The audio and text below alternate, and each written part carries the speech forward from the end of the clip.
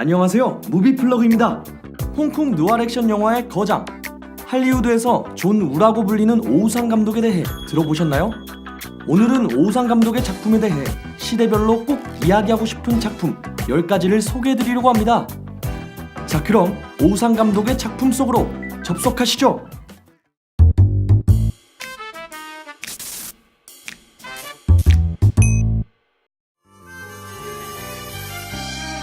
(1986년에) 개봉된 영화 영웅본색입니다. 소위 홍콩 누아르라고 불리는 서브 장르의 시작이자 최고의 작품으로 불리고 있습니다.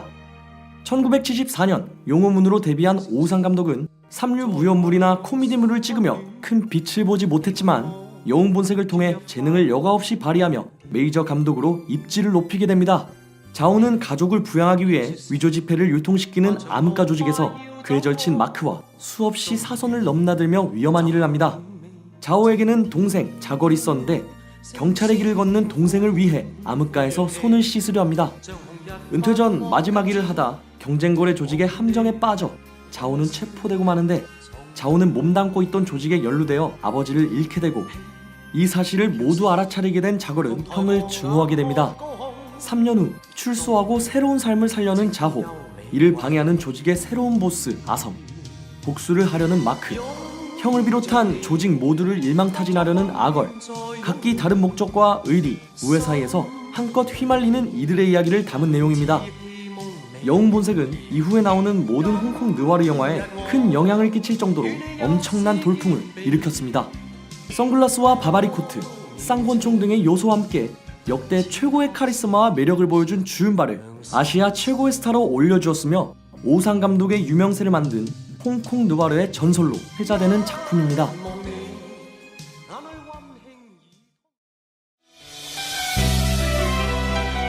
다음은 1987년 영화 영웅본색 2입니다. 1편 이후 1년 만에 나온 속편으로 영웅본색만의 정서를 잘 이어간 작품입니다. 자오는 경찰에게 옛 스승인 용사의 뒷조사를 요구받습니다. 용사가 세계적인 위조 지폐 유통의 용의자로 지목됐기 때문이죠. 하지만 은사였던 용사의 뒤를 캐는 일은 할 수 없을 뿐더러 암흑가이를 청산한 자오는 그 제안을 거절합니다. 한편 용사는 10년 전 개과천선하고 소소한 일상을 영락하며 살고 있었지만 암흑가는 용사를 가만히 내버려 둘 리가 없었죠. 용사는 누명을 쓰고 배신당하고 미국으로 도피합니다. 그런 그의 앞에 나타난 마크의 쌍둥이 동생 켄, 그는 마크만큼이나 든든한 동료가 되어 자호와 용사를 덮습니다. 흑막인 위조 지폐 조직을 와해시키기 위해 싸우고 결국 다시 발을 들인 자호와 용사, 그리고 켄은 마지막까지 영웅으로 어두운 인물로서 남게 됩니다. 1987년 12월 17일 개봉한 이 영화는 1편이 개봉한 이후 꽤 빨리 나온 속편입니다. 전편의 성공으로 이 분위기를 이어가고 싶었던 시네마시티 영화사에서는 오우상 감독을 재촉했고, 그러다 보니 각본과 특수효과가 조악하다는 평을 받기도 했습니다. 하지만 전편과 마찬가지로 주옥같은 명장면을 끌어낼 정도로 멋들어진 연출에서 펼쳐지는 우애, 그리고 변함없이 화려한 액션과 슬로모션으로 오우상 감독만의 색깔을 발휘하여 2200만 홍콩 달러의 수익을 내며 흥행에 성공했습니다. 다음에 소개해드릴 작품은 1993년 하드타겟입니다. 오우상 감독이 존 우라는 이름으로 할리우드에 데뷔한 이후 처음 내놓은 액션 영화입니다. 나타샤 빈더는 아버지가 어머니와 이혼한 후 불황자로 거리에 살았으며 얼마 전 실종된 것을 알아냅니다. 도시를 잘 아는 사람을 고용해 아버지를 찾아보라는 형사의 충고에 따라 전직 해병정찰대원이던 챈스를 우연히 만나게 되어 그를 안내인으로 고용합니다. 부친을 찾던 둘은 화재 사건으로 부친이 죽었다는 소식을 듣지만 사고로 죽은 줄 알았던 아버지가 누군가에게 살해당했다는 것을 알게 된 나타샤. 챈스가 나타샤 아버지의 구멍 뚫린 인식표 한 장을 찾아내어 살인사건이었음을 밝힙니다. 불황자들을 사냥감으로 삼아 후권계층의 부자들에게 인간 사냥을 알선해주던 푸천 일당은 나타샤의 아버지가 살해됐다는 증거가 나타나 사업이 노출될까 전전긍긍하게 됩니다. 이 영화는 오우상 감독의 첫 할리우드 작품임에도 주연인 반담과의 궁합은 오우상의 슬로모션과 특유 액션씬에 잘 어우러져 휴먼헌트라는 다소 현실성 없는 소재에도 불구하고 훌륭한 액션 영화로 만들어졌습니다. 오우상 감독의 색깔이 할리우드로 펼쳐져 나간 작품입니다.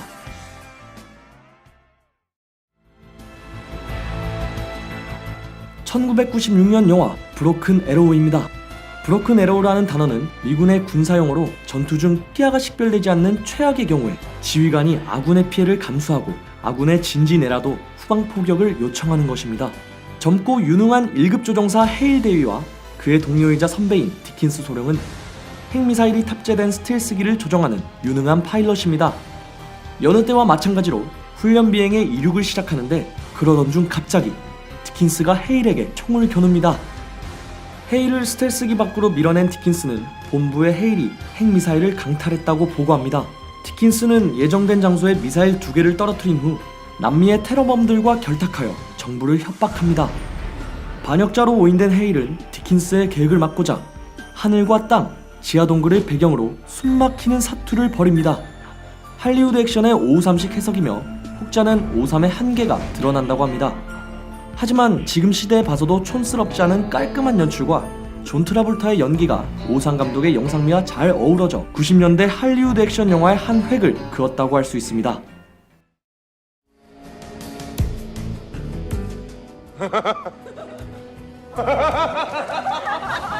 (1997년) 오상 감독의 세 번째 할리우드 작품 페이스오프입니다. 페이스오프의 뜻은 하키의 용어나 대면을 뜻하기보다는 영화의 내용으로 미뤄보았을 때 말 그대로 얼굴을 떼어내다의 뜻으로 사용되었습니다. 로스앤젤레스 어딘가에 설치된 폭탄의 위치를 단 2명의 형제 테러리스트만 알고 있는데 폭탄 기술자인 동생 폴럭스는 체포되어 교도소에 들어갔고 어떤 방법으로도 입을 열지 않고 형을 만나겠다고 버팁니다. 폴럭스의 형 캐스터는 체포 중 사고로 의식불명이 된 상태였죠.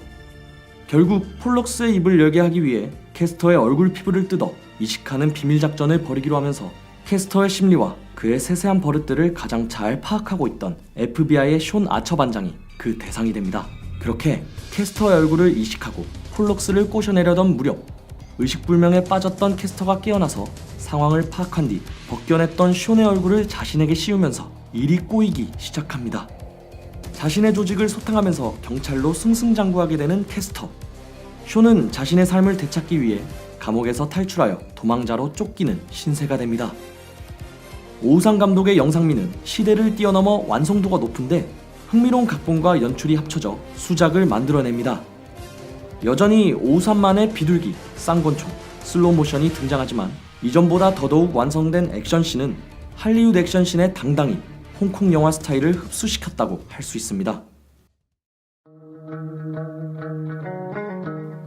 OST만으로도 유명한 영화 미션 임파서블 2입니다. 미션 임파서블 1편은 브라이언 드 팔마가 감독했으나 2편에서는 톰 크루즈의 추천으로 오우상 감독이 메가폰을 들었다고 합니다. 러시아의 생물학자 네코비치 박사는 이단 헌터에게 도움을 청합니다. 박사는 키메라 바이러스를 만들었으며 이를 억제할 벨레로폰 역시 만들었음을 밝히는데요. 테러리스트 엠브로즈 박사에게서 벨레로폰을 탈취한 뒤 비행기 사고를 가장해 그를 살해합니다. 헌트는 과거 엠브로즈의 애인이었던 리아를 포섭하고 그녀를 엠브로즈에게 보내 정보를 얻으려 합니다.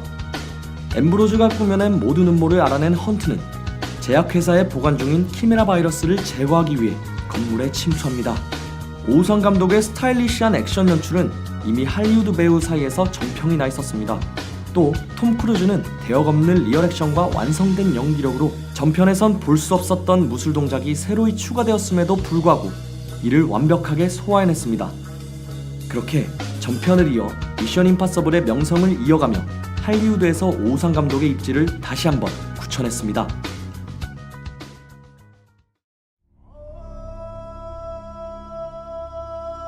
다음 영화는 2002년 영화 윈드토커입니다.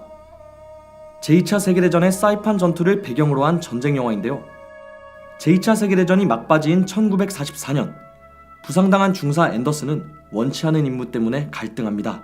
그의 임무는 나바오 인디언 암호병 벤 야흐지를 보호하는 것, 그리고 그가 생포될 위기에 처하면 사살하는 것입니다.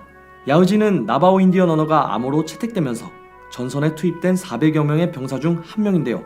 앤더슨은 마음을 잡으면서도 야흐지의 순진한 눈빛에 점점 마음이 약해져 갑니다. 고증이 부족한 전쟁 영화라는 우려도 많지만 개인적으로는 라이언 일병 구하기 이후 전쟁 영화의 차별화된 553식 해석이라고 생각합니다. 553 특유의 연출을 사용하지는 못했지만 인디언의 문화와 인물의 감정 묘사를 잘 녹여내었습니다. 또한 전쟁에 대해서 통신이라는 신선한 관점으로 인종차별에 대한 이야기와 차별을 뛰어넘는 전우회를 보여줬습니다.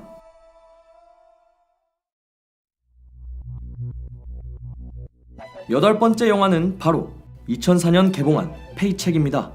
오우상 감독이 할리우드에서 처음 SF란 장르에 도전하여 한껏 상상력을 펼친 작품입니다.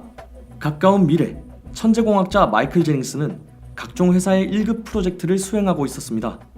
한 가지 프로젝트가 끝나면 기밀 유지를 위해 그의 기억은 지워지게 되죠. 최근 3년간의 거대 프로젝트로 44억 달러라는 엄청난 액수를 받기로 되어 있었던 제닝스. 하지만 그에게 돌아온 것은 알 수 없는 물건들이 담겨있는 봉투 하나뿐이었으며 자신도 이것에 동의했다는 이해할 수 없는 사실, 그리고 주변을 맴도는 연방요원과 회사 직원들. 뭔가 이상함을 느낀 제닝스는 동료이자 연인인 레이첼의 도움을 받아 과거 기억의 조각들을 맞춰나가기 시작합니다. 동명의 소설을 원작으로 하여 기억과 미래에 관한 내용을 다루고 있습니다. 다소 어둡고 미스테리적인 원작의 분위기를 완전히 바꾸어 5.3의 특기인 액션으로 만들어졌습니다. 전작 윈드토커에서 감독 본연의 스타일을 발휘하지 못한 아쉬움을 털어낸 것이죠. 빠를 땐 빠르고 느릴 땐 느리게 전개되는 5.3식 액션의 장점을 10분 살려내어 무거운 분위기 없이 통쾌한 연출을 보여줍니다. 아홉 번째, 삼국지를 원작으로 그려낸 영화 적벽대전 1부 거대한 전쟁의 시작입니다. 위초고 삼국이 대립하던 서기 208년 중국으로 돌아갑니다. 천하통일을 목표로 중국 대륙을 피로 물들여가던 위나라의 조조는 막강한 군사력으로 대륙의 반 이상을 차지합니다. 그런 조조군에게 쫓겨 퇴각에 퇴각을 거듭하던 초계 유비군은 최후의 보루인 신야성마저 함락당하고 책사인 제갈량을 앞세워 오나라의 손권군에게 도움을 요청합니다. 제갈량과 오나라의 책사 주유 간의 팽팽한 심리대결 끝에 마침내 촉5 연합군 10만과 위나라의 100만 대군의 대전쟁이 적벽에서 펼쳐집니다. 적벽대전은 역대 오우상 감독 영화 중에서 가장 스케일이 큰 작품이라고 할 수 있습니다. 삼국시대의 위세등등한 각지의 영웅 호걸들과 그들을 중심으로 펼쳐지는 이야기인데요. 원작 삼국지의 클라이막스가 되는 적벽대전을 원작으로 한 만큼 거대 액션이 오우상 감독의 영상미에 어우러져 이와시로 타로가 제작한 음악과 함께 대전쟁의 긴장감을 한껏 느낄 수 있게 해줍니다.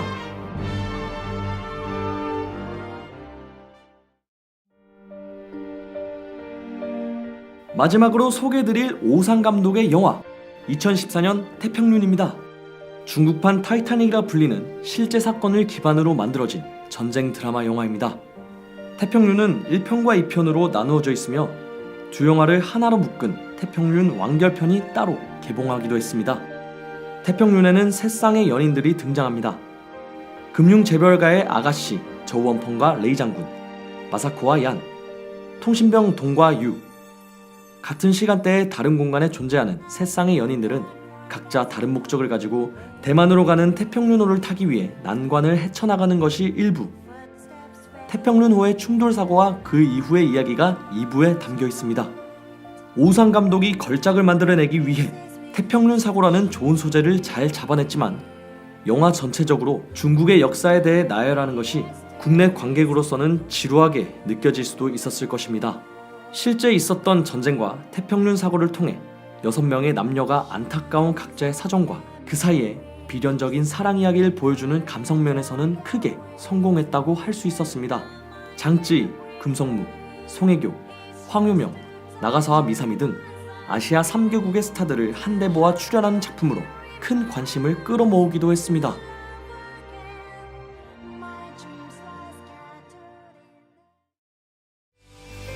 이처럼 홍콩 누아르의 전설이라 불리는 오우상 감독, 그 영광의 순간과 할리우드에 진출하기까지 시대의 흐름에 맞춰 소개해보았습니다. 지금까지 시청해주셔서 감사합니다.